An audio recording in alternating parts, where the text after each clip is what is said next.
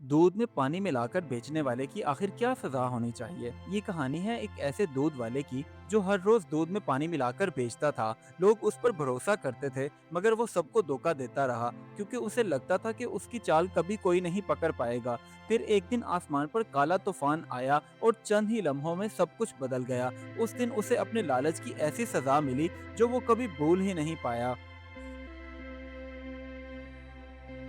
ये एक खूबसूरत सा गांव था जहाँ के रहने वाले लोग सादा तो थे, लेकिन अपनी जिम्मेदारियों से बखूबी वाकिफ थे और कभी हेराफेरी को तरजीह नहीं देते थे, बल्कि खालिस काम करने को ही अच्छा समझते थे।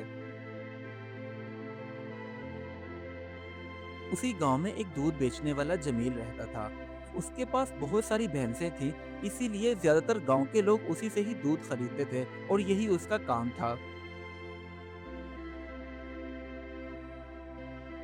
एक दिन जमील की दो भैंसें बीमार पड़ गईं, जिसकी वजह से दूध कम हो गया। अब जमील ने सोचा कि अगर दूध कम होगा तो पैसे भी कम मिलेंगे, क्यों ना आज दूध में थोड़ा पानी डालकर उसे पूरा कर लेता हूँ, फिर कभी नहीं डालूंगा।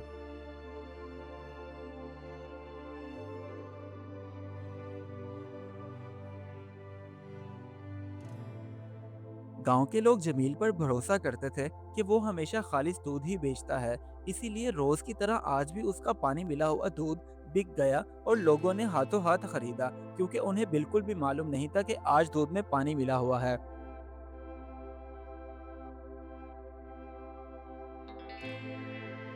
अगले दिन जब वो दूध बेचने की तैयारी कर रहा था, बस उसके जहन में फिर एक बार लालच आया और वो कहने लगा, क्यों ना आज भी दूध में पानी डाल लूं, तो इससे दूध और मजीद बढ़ जाएगा। जब बिकेगा तो पैसे भी अच्छे आएंगे।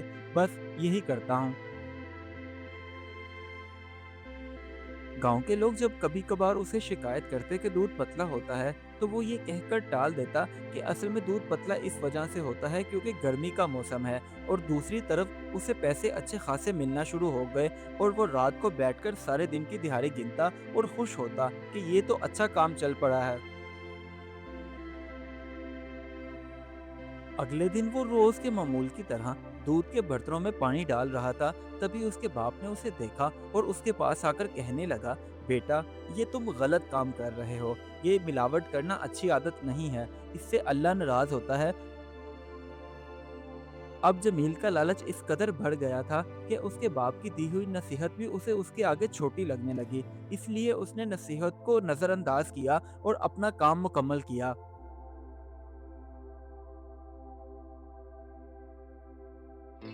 शाम के करीब जब वो मिलावट वाला सारा दूध बेचकर अपने घर की तरफ आ रहा था, तो आसमान पर अचानक काले स्याह बादल आ गए।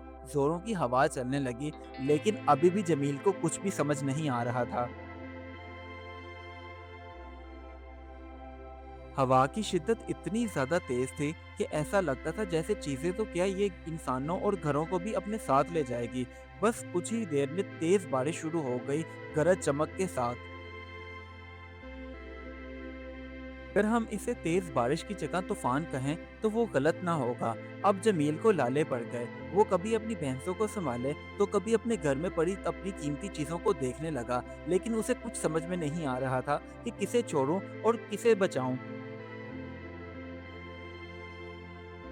देखते ही देखते वो तेज तूफान अपनी लपेट में सब कुछ बहाकर ले गया। उसमें जमील की भैंसें भी गईं और उसका घर बार सब कुछ पानी में बह गया।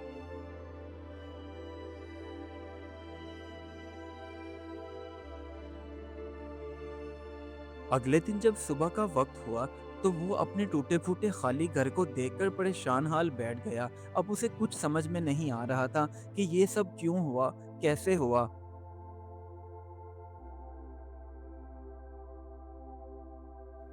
कुछ देर मुसलसल सोचने के बाद आखिरकार उसे अच्छे से समझ आ गया कि ये सब कुछ जो भी हुआ है वो सब उसके लालच का नतीजा है। अगर वो लालच ना करता तो आज उसकी सारी चीजें महफूज होती, भैंसें भी और घर की तमाम कीमती चीजें भी। अब वो चुपचाप वहां से उठा और बाहर गांव के चौक में गया और वहां सब गांव वालों को इकट्ठा करके उन्हें कहने लगा कि मैं तुम्हें आज सारा सच बताता हूँ।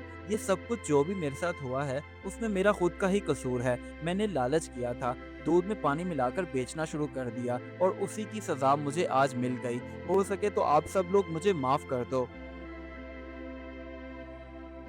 अब जमील ने जो कि अपनी गलती मान ली थी और सबको सारा सच बता दिया था, इसलिए गांव वालों ने भी उसे माफ कर दिया और उसकी जितना हो सकी उसकी मदद की, यानी कि उसे 2 भैंसें लेकर दी ताकि वो अपना कारोबार फिर से जमा सके।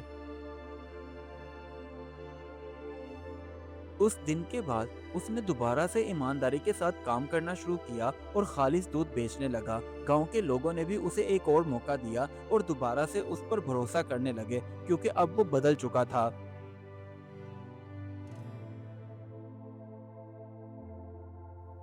अब जमील के नज़दीक ईमानदारी थी, हेरा फेरी नहीं। इसलिए वो किसी को धोखा नहीं देता था और इज्जत के साथ जिंदगी गुजारने लगा।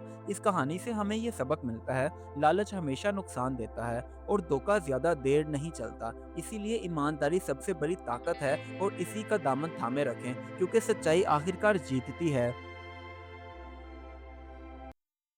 Do like my videos and don't forget to subscribe my YouTube channel. Also press the bell icon.